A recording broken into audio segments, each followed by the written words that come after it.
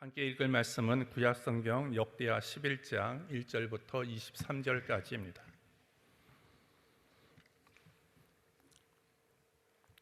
함께 합독하도록 하겠습니다.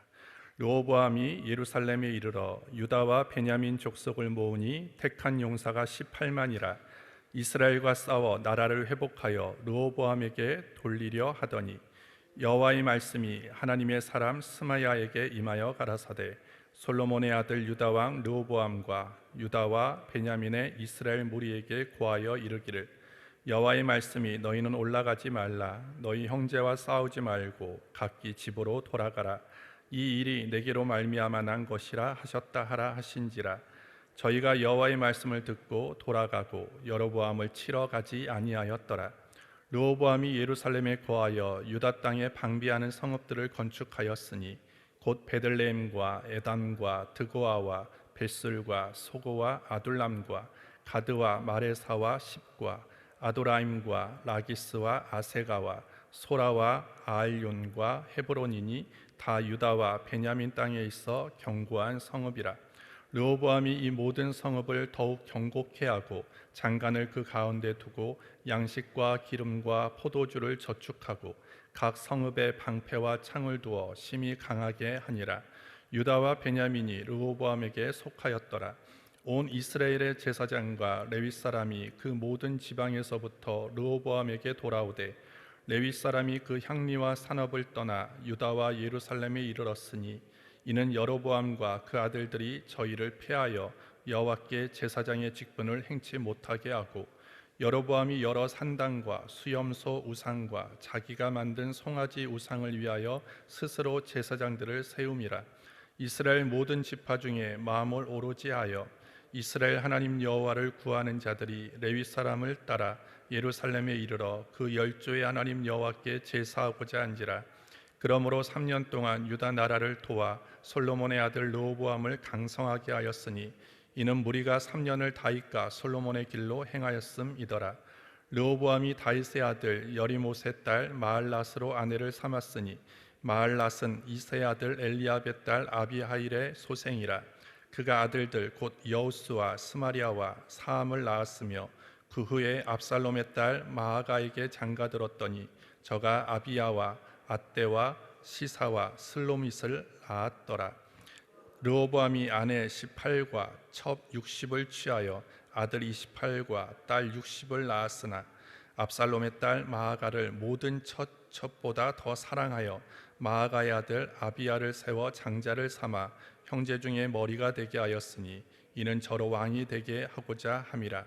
르호보암이 지혜롭게 행하여 그 모든 아들을 유다와 베냐민의 온 땅 모든 견고한 성읍에 흩어 살게 하고 양식을 후히 주고 아내를 많이 구하여 주었더라.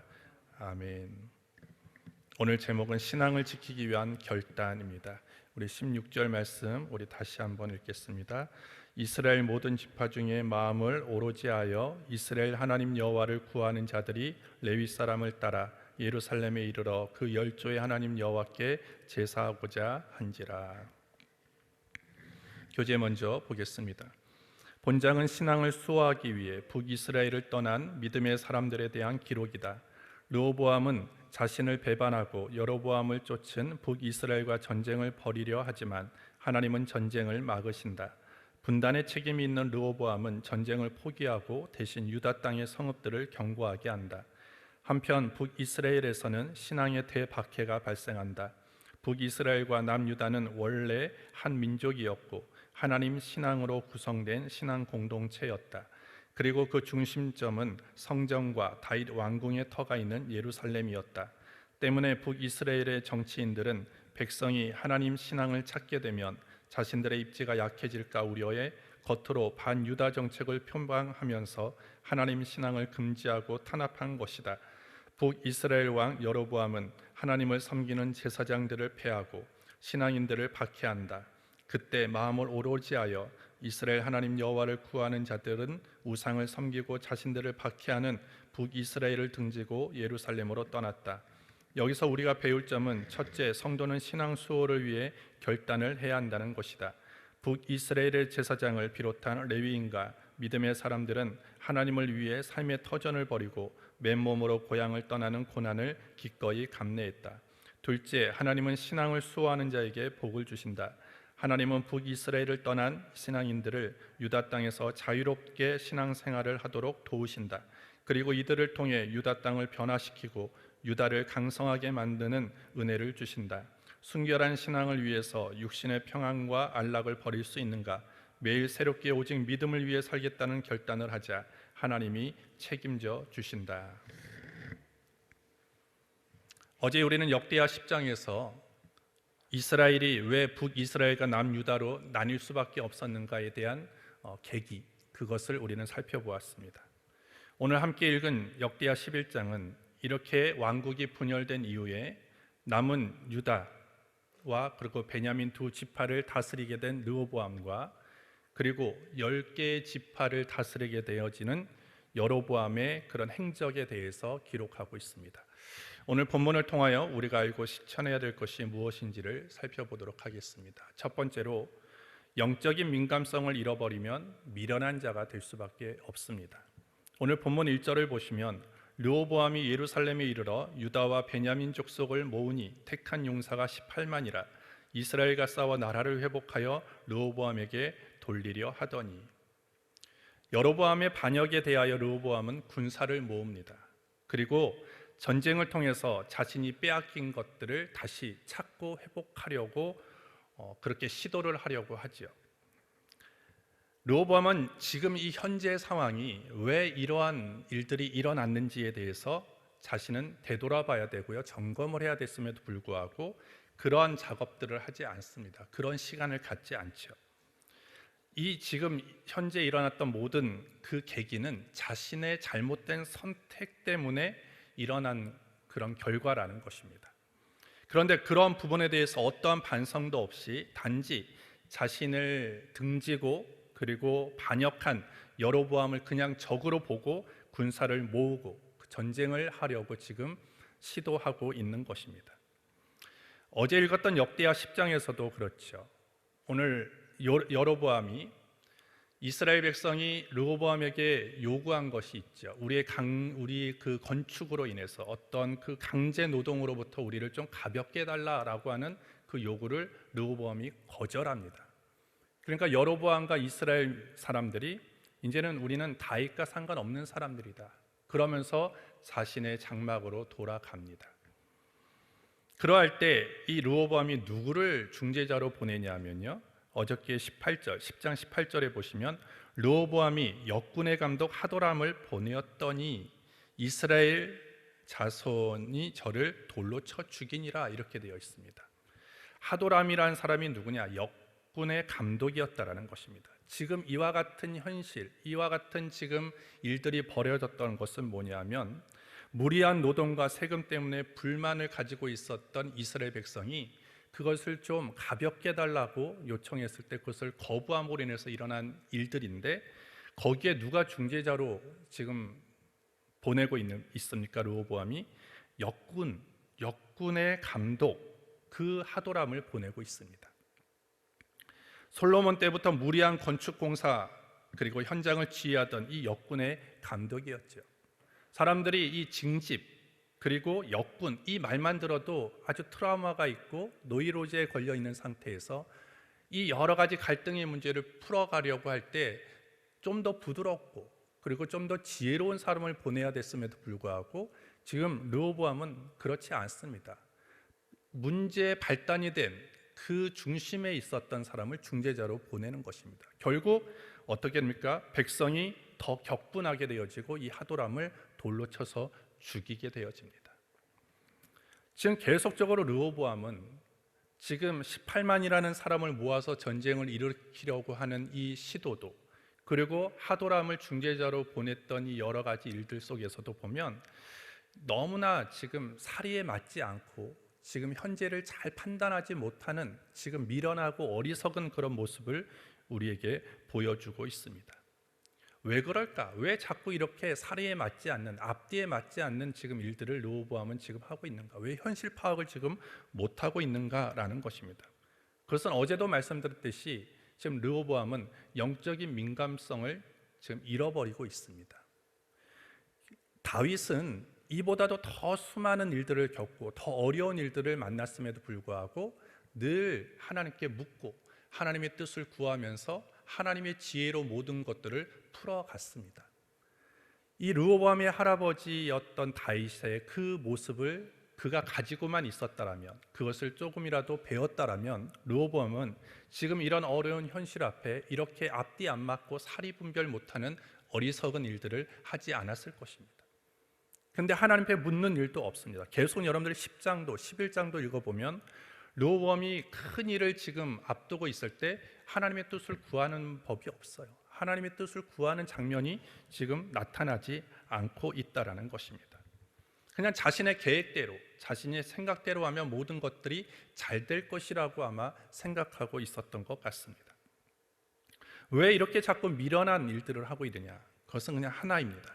그가 영적으로 민감하지 않았기 때문입니다. 지금 이 모든 현실, 자기 눈앞에 펼쳐져 있는 상황을 하나님 안에서 바라보지 않고 영적으로 깨닫지 못했을 때 자꾸 미련한 행동을 지금 하고 있다라는 것입니다. 오늘 우리도 마찬가지예요. 우리의 모든 앞에 펼쳐져 있는 상황들을 영적으로 바라보고 그리고 그 안에 하나님이 숨겨놓은 뜻이 무엇인가, 이 일을 통해서 하나님이 나에게 요구하시는 것이 무엇인가라고 하는 이 영적인 민감성이 떨어지면 우리는 자꾸 사리에 맞지 않는 어리석은 행동을 하고 어리석은 일들을 할 수밖에 없는 것입니다. 그래서 우리는 끊임없이 영적인 습관을 갖기 위해서 힘써야 되는 거예요. 말씀, 그리고 기도, 그리고 늘 성령 안에서 깨어 있기를 우리는 늘 힘쓸 때 우리는 어리석은 삶을 살아가지 않고 지혜롭고, 그리고 그때마다 우리가 그 모든 것들을 잘 결정하고 판단할 수 있는 그런 영적인 분별력과 판단력을 가지고 지혜로운 삶을 살아갈 수 있게 되어지는 것입니다. 따라서 우리는 어떠한 일을 하든지 항상 하나님께서 그 일을 기뻐하시는지, 그것이 하나님의 뜻인지를 묻고 행하는 저와 여러분들이 되기를 주님의 이름으로 축복합니다. 두 번째로, 우리는 믿음이 없을 때 불안감이 찾아옵니다. 르호보암이 백성들의 요구를 거절하자 여로보암과 이스라엘 백성들은 르호보암을 왕으로 섬기기를 거절하죠. 그리고 자기의 고향으로 돌아가서 여로보암을 자신의 지도자, 왕으로 세웠습니다. 그리고 남쪽 유다 지파 그리고 베냐민 지파는 르호보암을 왕으로 섬기게 됩니다. 그런데 이 자기의 고향으로 돌아가서 10개의 지파, 10지파의 지도자가 되었던 여로보암에게 한 가지의 문제가 발생합니다. 그것이 뭐냐면 신앙 문제, 제사 문제, 예배의 문제였습니다. 오늘 본문 14절부터 15절에 보시면 레위 사람이 그 향리와 산업을 떠나 유다와 예루살렘에 이르렀으니 이는 여로보암과 그 아들들이 저희를 패하여 여호와께 제사장의 직분을 행치 못하게 하고 여로보암이 여러 산당과 수염소 우상과 자기가 만든 송아지 우상을 위하여 스스로 제사장들을 세움이라, 이렇게 되어 있습니다. 여로보암이 지금 어떤 일을 하고 있습니까? 산당을 만들어요. 그리고 수염소 우상과 송아지 우상을 만듭니다. 그리고 자기가 스스로 제사장을 세웠다, 이렇게 기록하고 있습니다. 여로보암이 왜 이런 행동을 했을까? 이건 철저하게 하나님의 명령과 규례에 어긋나는 행동입니다. 하나님이 싫어하는 일들을 지금 하고 있습니다. 왜 이런 행동을 했을까? 그 이유를 열왕기상 12장에 보면 아주 정확하게 우리에게 알려주고 있습니다. 제가 12장 26절부터 27절을 읽어드리면, 그 마음에 스스로 이르기를 나라가 이제 다윗의 집으로 돌아가리로다. 만일 이 백성이 예루살렘에 있는 여호와의 전에 제사를 드리고자 하여 올라가면 이 백성의 마음이 유다 왕 된 그 주 르호보암에게로 돌아가서 나를 죽이고 유다 왕 르호보암에게로 돌아가리로다 하고, 이렇게 되어 있습니다. 왜 이와 같은 행동을 하느냐? 여로보암이 생각해 보니까 지금 나라는 둘로 나눠져 있지만 이 북쪽에 있는 10지파의 사람들은요, 좋든 싫든 1년에 몇 번씩은 하나님이 명령하신 절기를 지키기 위해서 예루살렘으로 예배를 드리러 가야만 했습니다. 그것이 하나님의 명령이었기 때문이죠. 그런데 자꾸 그렇게 가다 보면 예루살렘에 있는 르호보암의 편이 되어져서 언젠간 자기를 버리지 않을까, 자기에게 등을 돌리지 않을까라고 하는 그 두려움이 생기게 된 것입니다. 그래서 이 북에 있는 사람들이 예루살렘으로, 유다로 내려가지 못하게 하기 위해서 자신의 지역에 산당을 세우는 겁니다. 그리고 금송아지, 그리고 염소의 우상을 세워서 야, 거기 굳이 가지 않아도 돼. 여기도 예배할 수 있는 장소가 있고 여기도 너희가 얼마든지 여기서 하나님을 예배할 수 있어 라고 하는 그런 일을 벌였다라는 것입니다. 하지만 분명하게 하나님이 말씀하셨죠. 신명기 12장 13절부터 14절에 보시면 너희는 삼가서 내게 보이는 아무 곳에서나 번제를 드리지 말고 오직 너희의 한 지파 중에 여호와께서 택하실 그곳에서 번제를 드리고 또 내가 내게 명령하는 모든 것을 거기서 행할지니라. 하나님은 제사를 드리고 예배를 드릴 수 있는 사람과 장소를 분명하게 지정해 주셨습니다. 근데 지금 여로보암은 어떻게 합니까? 그것을 완전히 무시하는 거예요. 자기의 편의, 그리고 자신의 안위, 그리고 자신의 권력을 위해서 지금 하나님이 명령하신 것이 아닌 다른 곳에 다른 방법으로 제사를 드리도록 지금 환경을 조성하고 있다라는 것입니다. 여로보암이 왜 이렇게 변했습니까? 여로보암 안에 누구를 두려워하기 때문에? 사람을 두려워하기 때문입니다. 하나님을 두려워하면 이런 행동을 하지 않겠죠? 그러나 민심, 사람의 마음을 얻고 사람을 두려워했기 때문에 하지 말아야 되는 이런 어리석은 행동을 하고 있는 것입니다. 우리도 마찬가지입니다. 하나님을 두려워하면 다른 것이 두려워하지 않습니다. 근데 지금 여로보암은 하나님보다 다른 사람을 신경 쓰고 다른 사람들의 민심, 다른 사람이 나를 어떻게 볼까, 다른 사람이 나를 등지면, 나를 배반하면, 나를 죽이면 어떡하지라고 하는 그런 두려움 때문에 하나님이 명령하신 그 일들을 행하지 않고 도리어 지금 악을 행하고 있는 것입니다. 벵겔이라는 신학자는 이런 얘기를 했어요. 하나님을 두려워하는 사람은 하나님이 아닌 것에 대해서는 조금도 두려워하지 않는다. 그러나 하나님을 두려워하지 않는 사람은 하나님 외의 모든 것을 두려워한다, 이런 얘기를 했습니다. 어거스틴도 이런 얘기를 했어요. 무엇보다 하나님을 두려워하라. 그리하면 사람은 조금도 두렵지 않다. 오늘 우리가 두려워하고 우리가 경외해야 되는 유일한 존재는 하나님밖에 없다라는 것입니다. 하나님을 두려워하지 않으면 그때부터 어떤 마음들이 우리에게 엄습해 오느냐? 불안감이 찾아오는 거예요. 두려움이 찾아오는 것입니다. 두려움과 불안한 가운데는 절대 옳은 판단을 할 수가 없는 것입니다. 따라서 이 자리에 모이는 저와 여러분들, 사람의 마음도 우리가 잡으면 좋죠. 그러나 그거보다 우리가 잡아야 되는 마음은 하나님의 마음이라는 거예요. 여로보암은 하나님의 마음을 잡기 위해서 노력해야 되는데 그렇지 않고 사람의 마음을 잡기 위해서 노력했을 때 이 어리석은 일들을 하게 된 것입니다. 오늘 하나님을 두려워하시기를 바랍니다. 하나님의 마음을 잡는 저와 여러분들이 되기를 주님의 이름으로 축복합니다. 마지막 세 번째로, 그 어떠한 것보다도 가장 중요한 것은 바른 신앙을 세워가는 것입니다. 오늘 본문 13절부터 14절을 보시면 레위 사람이 그 향리와 산업을 떠나 유다와 예루살렘에 이르렀으니 이는 여로보암과 그 아들들이 저희를 피하여 여호와께 제사장의 직분을 행치 못하게 하고 여로보암이 여러 산당과 수염소 우상과 자기가 만든 송아지 우상을 위하여 스스로 제사장들을 세움이라. 여로보암이 왕이 된 이후에 하나님의 법을 어기고 아무나 제사장을 삼는 그 악을 행했을 때 오늘 그 그릇된 행동으로 인해서 그 이스라엘에 있던 제사장들과 레위 사람들은 그 북이스라엘을 떠나서 유다로 돌아왔습니다. 왜 돌아왔습니까? 바른 신앙을 유지하기 위함입니다. 바른 신앙을 지키기 위함이었다라는 것입니다. 그들이 그 신앙을 지키기 위해서 무엇을 버렸습니까? 안정된 삶의 터전을 버린 것입니다. 레위 사람이 그 향리와 산업을 떠나 유다와 예루살렘에 이르렀다라는 것은 오늘 자신이 이제까지 터를 잡고 안정된 삶을 보장되어 있는 그 모든 환경을 내려놓고 오직 뭐만을 위해 신앙 지키기 위해서, 바른 신앙, 그것을 지키기 위해서 오늘 안락한 생활을 버리고 유다로 내려왔다는 것입니다. 하나님을 섬기지 못하도록 금지되어 있고 하나님의 규례와 법도가 파괴된 곳에서 누리는 안정된 생활보다는 좀 불편하고 조금은 모자랄지라도 하나님을 예배하고 하나님께 바른 신앙으로 나아갈 수 있는 곳을 찾아왔다라는 것이죠. 오늘 여기서 그들이 중요하게 여긴 것이 무엇입니까? 자신들의 평안한 삶이 아니에요. 바른 신앙이다라는 거예요. 그것을 그 무엇보다도 중요하게 여기고 있었다라는 것입니다. 오늘 우리도 마찬가지입니다. 한 개인도, 한 가정도, 한 공동체도, 한 나라도 가장 중요하게 여겨야 될 것이 뭐냐면 하나님을 향한 바른 신앙, 바른 믿음, 이것을 가장 우선적으로 생각하고 그 일을 위하여 바른 결단과 선택을 할 수 있는 자가 되어야 되는 거예요.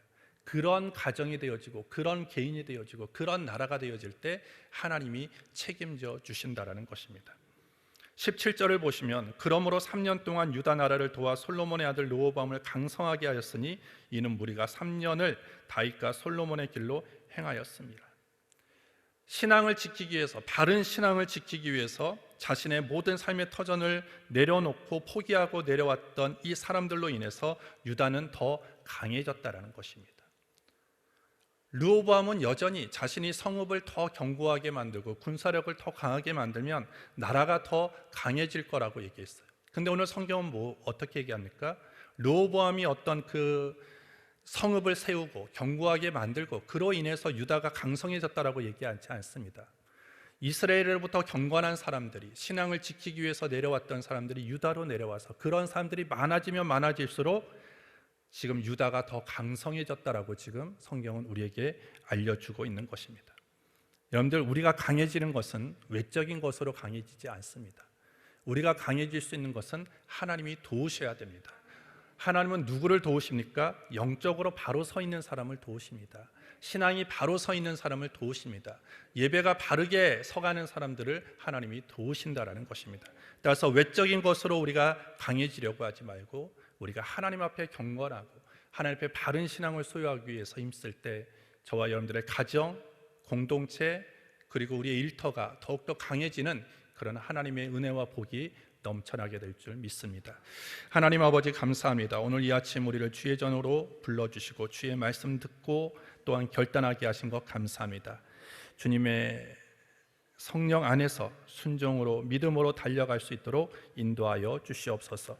예수님의 이름으로 기도합니다. 아멘.